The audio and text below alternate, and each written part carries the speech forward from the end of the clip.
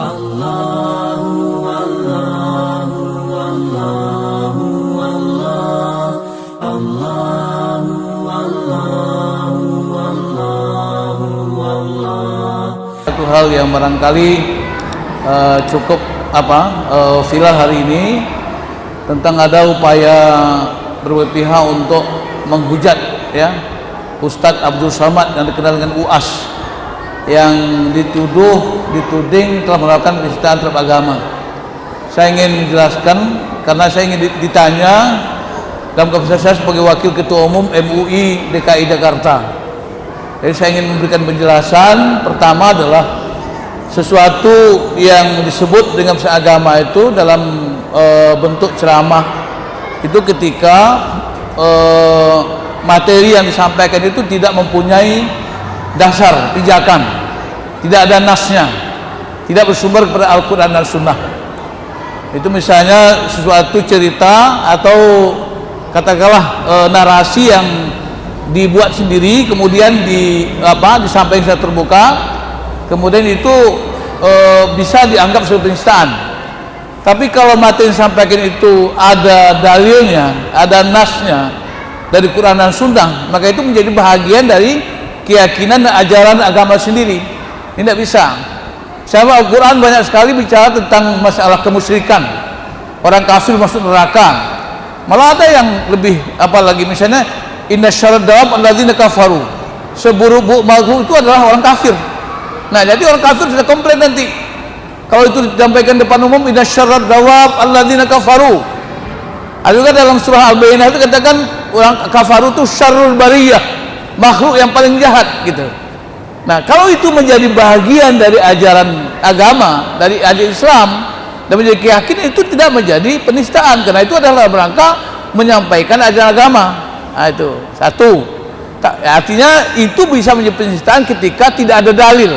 Misalnya cerita yang dibuat-buat saja, misalnya dibuat imajinasi ceritanya, itu bisa menjadi penistaan karena itu tidak ada sumbernya. Dan yang kedua, kalau itu disampaikan di depan umum, misalnya secara open bar di depan khalayak disampaikan, baik melalui tulisan maupun lisan, itu menjadi penistaan.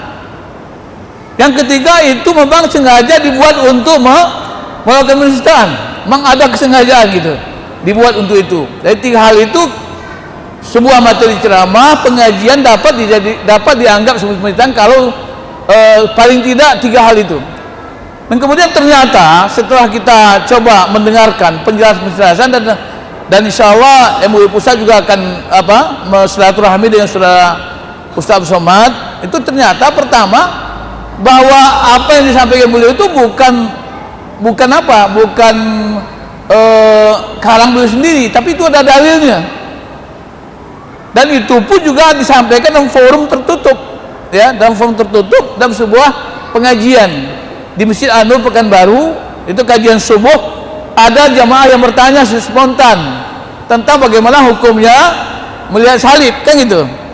Lalu Ustaz Somad menjawab, dikembangkan kepada patung, dan jawabannya itu adalah karena dalam berbagai dalil berdasarkan rujukan kitab-kitab yang muktabar, ternyata memang ada penjelasan bahwa patung itu tempat bersarangnya jin-jin kafir, itu ada. Ya, jadi artinya apa? Dia tidak membuat-buat. Dia menjawab pertanyaan. Nah, di situ juga dapat dikesankan bahwa dia tidak sengaja menyampaikan itu dalam bentuk sengaja melakukan apa, tapi ada pertanyaan yang dia jawab. Dan sebagai ustadz, sebagai mubaligh, karena itu pengajian dalam rangka pengukuhan akidah, penguatan akidah umat supaya mereka tidak terjebak kepada kepercayaan-kepercayaan yang berbau musyrik, maka kewajiban bagi Ustaz Somad menjelaskan. Ya, jadi artinya apa? Bahwa materinya ada dalilnya, kemudian yang kedua disampaikan pada tempat yang tertutup. Jadi bukan tempat yang terbuka seperti tabligh akbar di luar di lapangan, tapi di masjid yang bisa diakses hanya oleh jamaah. Kalau ada yang tidak Islam masuk, itu berarti penyusupan. Ya, karena masjid itu adalah tempat hanya untuk ibadah orang-orang Islam. Nah, kemudian juga ya dari informasi itu tidak ada satu inisiatif dari panitia pun juga untuk menguploadnya ke YouTube, tapi itu dilakukan secara pribadi oleh orang-orang yang juga tidak melakukan misalnya proses izin dulu dari panitia atau bagaimana. Tapi ya seperti jamaah kita ini ada pengajian bagus di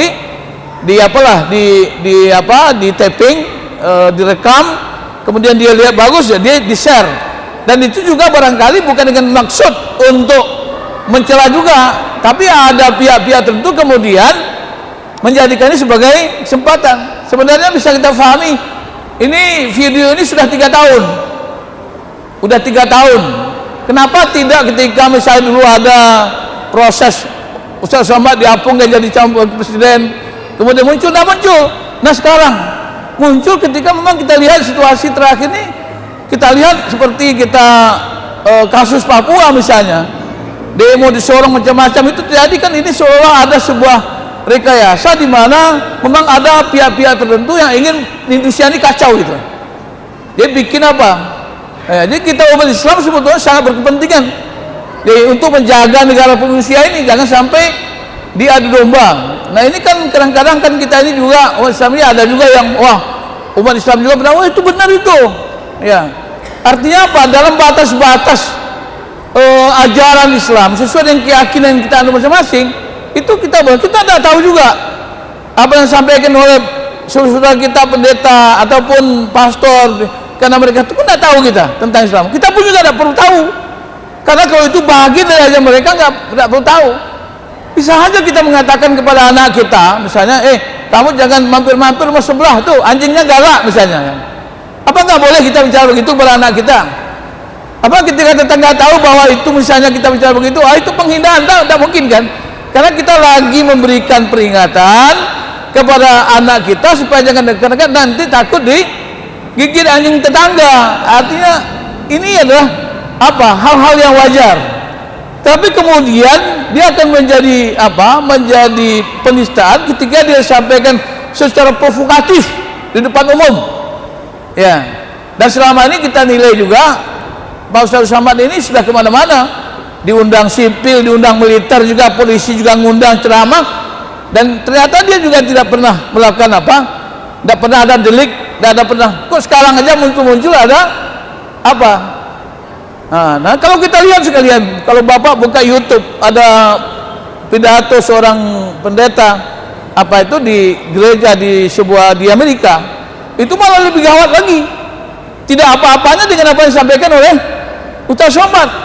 Ya barangkali itu akan lebih layak untuk disebut sebagai penistaan agama. Seperti juga ada Limashkur Markus yang menghina yang menyatakan air Zam-Zam itu cuma air sulingan, air laut dan macam-macam.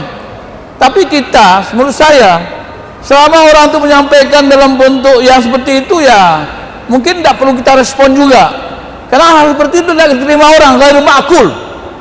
Karena seperti yang Zam-Zam itu orang sudah tahu semua.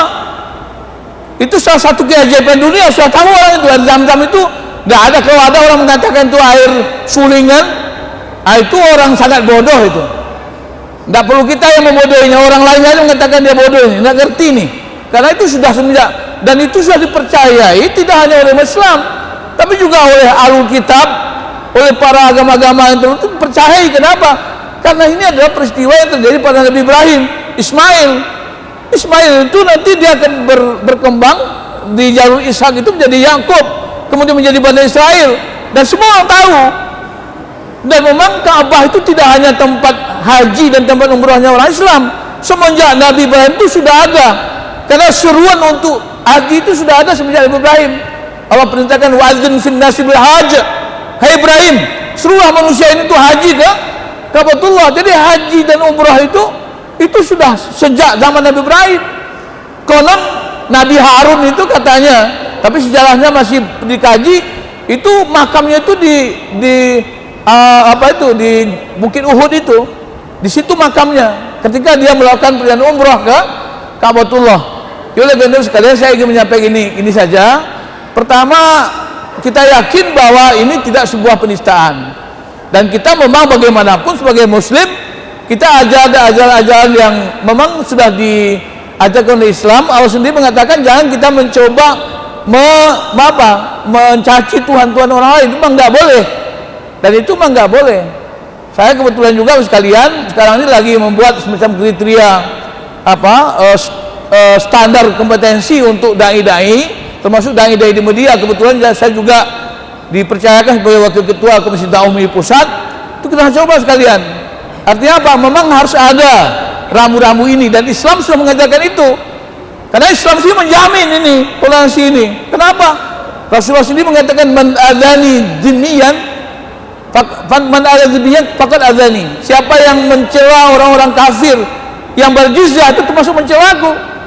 Islam memberikan dasar-dasar toleransi yang sangat kuat. Berbeda dengan yang lain. Seperti misalnya orang Kristen nggak percaya terhadap Nabi Muhammad. Kita orang Islam wajib percaya kepada Nabi Isa. Orang Kristen nggak percaya kepada Al-Quran. Kita wajib percaya kepada Injil.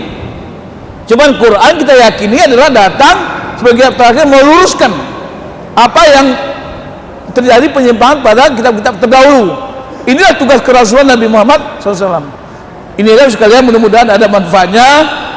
Jadi kita tidak terprovokasi, tidak perlu ikut-ikutan macam-macam. Ya, kita yakin Islam itu ajaran yang benar, ajaran tidak pernah memberikan sesuatu yang membuat masalah, tapi telah memberikan pagar-pagar rambu-rambu agar ya dakwah ini kita jalankan dengan tujuan untuk membawa manusia ini kepada jalan Islam, sehingga manusia ini semua insya Allah kita ajak untuk masuk surga Allah Subhanahu Wa Taala.